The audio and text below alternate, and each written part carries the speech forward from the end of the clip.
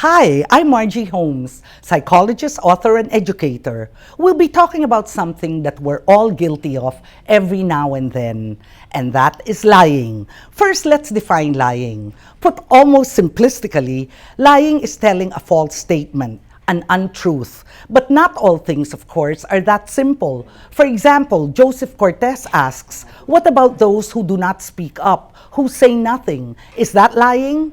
Maureen Jean Lara answers, I do not think they are the same. Lying for me only happens when you are asked a question and you do not tell the truth. Not telling something isn't lying because there wasn't a question asked in the first place. In other words, I think, Joseph, what you're saying is being economical with the truth is not lying. And Maureen, let us not volunteer information if we're not really being asked. Now, based on the answers we got, one seems to think, or I seem to think, that there are basically four kinds of lying that people in Facebook and people who tweeted mentioned. One is what Joseph says, which is being economical with the truth. Number two is what Luke Helen calls altruistic lying, which is trying and lying that can be used for the good, but only for altruistic reasons. For example, altruistic or positive lying is when one lies to save others from harm. For example, lying to oppressors to save the oppressed.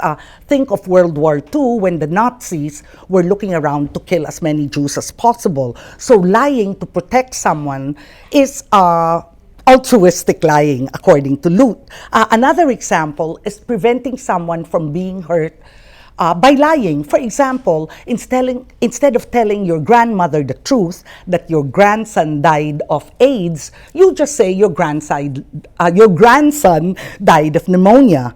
Then Maureen Jean Lara adds, since lying is done in order to protect something greater, then I would say that this is not bad because it is, in quotes, merely altruistic or positive lying. Then we have what we like to call the white lie. Bernadette Sharks give an example, which is, do I look fat in this?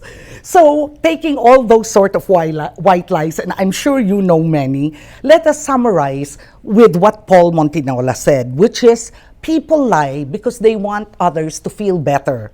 Joyce Matignas then talks about a different kind of lying, which is not as easy, when he says, when I lie for the sake of lying, then it means I'm in psycho mode. So let's talk about a pathological liar, okay?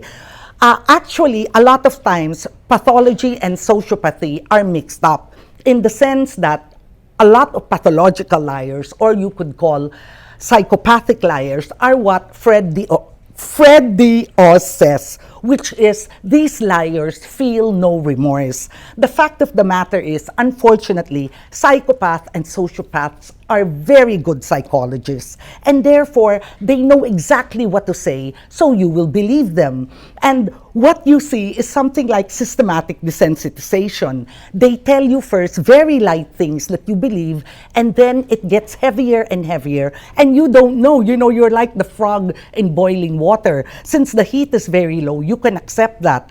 And since the lie is very little, you can accept that. Then, when the lie is ratcheted up, like when the frog gets hotter and hotter but doesn't realize it, that's when you get hurt because you have been trained by the sociopath or psychopath to believe what he says. So the first time is, I get really jealous when you talk to other guys, which is already a thing in itself. But some women find this flattering. Then later it goes, I get really jealous when a guy looks at you. First of all, that's not under your control, but you might accept that. Then later, I don't want you to go out because then I get jealous, etc., etc.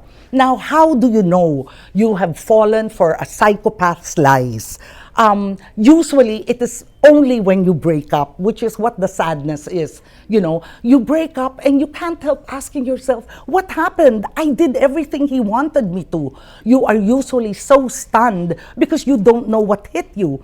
But you see, the psychopath doesn't care because he's moved on to someone else. Now, Desiree says, and it is true, if the person is already a pathological liar, then he needs treatment. That is absolutely right. However, the problem is most pathological or sociopathic liars don't feel that they need treatment because it is through lying that they get what they want. Finally, another kind of liar that came out in Facebook is what we can call a compulsive liar. Compulsive liars often feel guilty of their propensity to lie, and yet they just can't help it. Rebecca Joyce Cañares contributes, I have a friend po who constantly lies. He believes in what he says. Nalulungkot ako kasi I think he needs help. He lies about everything and he doesn't even know it. Now, before we go, there are two things that I'd like you to think about.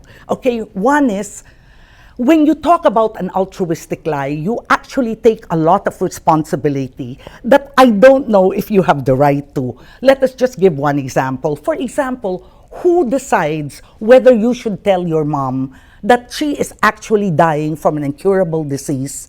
Or, just pretend it's nothing. So usually the excuse is she lives the rest of her life relaxed and, not worried. But the fact of the matter is, if you make that decision for her, lie that she has nothing to worry about, in order just to spare her from the fear or the pain, what if what you're doing is taking away her freedom? For example, she'd like to write a will. For example, she'd like to say her goodbyes to people, even people whom she's known for a long time. Maybe she wants to ask forgiveness from someone. Maybe she wants to mend fences. Even maybe she would like to do a few things which are on her bucket list, okay? So that is something to think about. The second thing which I think is important is there any way we can prevent lying? And that is our topic for next week. Well, that's it for today. If you have another point that you wish to bring up, or if you can suggest a factor which could have explored what we talked about even further, please comment below so we know what you're thinking and feeling, okay? In addition, if there are other topics you want us to discuss, well, please Facebook us, yes. Please tweet using the hashtag AskMargie or email us on askmargie@rappler.com. See you next week.